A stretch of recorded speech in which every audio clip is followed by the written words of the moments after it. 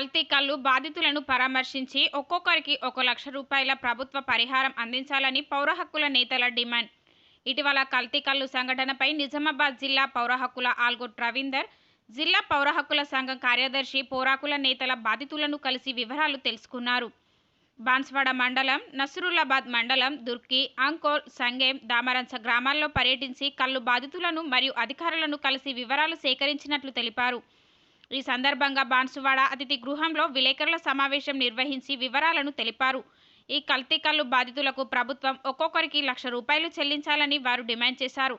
అలాగే కల్తీ కల్లు తయారు చేసిన బాధ్యులపై చర్యలు తీసుకోవాలని, అలాగే నిర్లక్ష్యం వహించిన ఎక్సైజ్ అధికారులను సస్పెండ్ చేయాలని పౌర హక్కుల సంఘం నాయకులు డిమాండ్ చేశారు.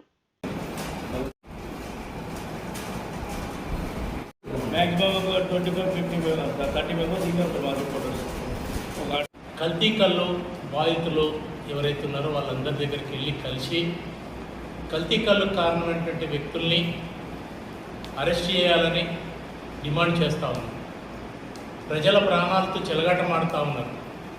కల్లు కాంట్రాక్టర్ ప్రధానంగా గీతా కార్మికులు మా నోటీసులు ఉన్నటువంటిది మా విచారణ చేయాలన్నటువంటి భూమాగౌడు, కిషన్ గౌడ్ ఇద్దరు మాత్రమే వాళ్ళు కళ్ళు తీసుకొని అమ్ముకుంటారు.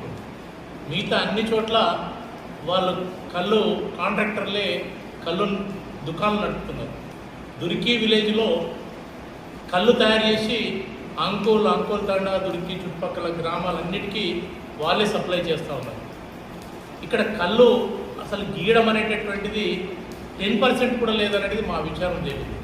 చెట్లు ఉన్నవి ఉన్నప్పటికీ కూడా కళ్ళు కార్మికులు పెట్టి గీయించట్లేదు. కాంట్రాక్టర్లు ఆ కళ్ళు గీత కార్మికులతో కళ్ళు గీయిస్తే ఎక్కువ ఖర్చు అవుతుంది కనుక ఈ మత్తు వల్ల తక్కువ ఖర్చుతోని ఎక్కువ కళ్ళు నమ్ముకోవచ్చు, ఎక్కువ లాభాలు సంపాదించాలనే ఉద్దేశంతో ఇది జరుగుతూ ఉంది. ప్రజల ప్రాణాలతోని ఆడుకుంటూ ఉన్నారనేది మా విచారణ తేలింది. దీనికి మొత్తం ప్రభుత్వం బాధ్యత వహించాలి. కాళ్ళు గీత కార్మికుల హక్కుల్ని రక్షించుకుంటూనే వాళ్ళకు సంబంధించినటువంటిది పద్ధతి ప్రకారం లైసెన్సులు ఇచ్చి చెట్లు కేటాయించి వాళ్ళకు సంక్షేమ పథకాలు అమలు చేస్తూనే అదే క్రమంలో ప్రజలకు స్వచ్ఛమైన కళ్ళుని అందించాల్సిన బాధ్యత ప్రభుత్వం మీద ఉంది.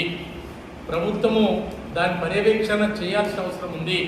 ఈరోజు మత్తులో మునిగినటువంటి ఎక్సైజ్ శాఖ అటు ముఖాన పోకుండా ఆ వాళ్ళు ఇచ్చిన ఎవరైతే కళ్ళు కాంట్రాక్ట్లు ఇచ్చినటువంటి షాంపుల్స్ తీసుకొని వాటిని టెస్ట్ల కోసం పంపిస్తున్నారు. వాస్తవంగా సప్లై అయ్యేటటువంటి కళ్ళు వేరే ఉంటుందనేది ఇది జగమెరిగిన సత్యం. దీన్ని ప్రభుత్వం సీరియస్గా తీసుకోవాలి. ప్రజల జీవితంతో ఆటలాడుకుంటే ఊరుకునే లేదు. ప్రభుత్వాన్ని ప్రజల్లో నిలబెట్టాల్సిన పరిస్థితి వస్తుందని చెప్పి తెలియజేస్తూ ఈ సందర్భంగా వాళ్ళు కార్మికులందరూ కూడా వాళ్ళ పని దినాలు నష్టపోయారు, వాళ్ళ ఆరోగ్యం నష్టపోయారు కనుక వాళ్ళకు దాదాపుగా 1,00,000 రూపాయలు చొప్పున ప్రతి బాధితుడికి నష్టపరిహారం ఇవ్వాలి.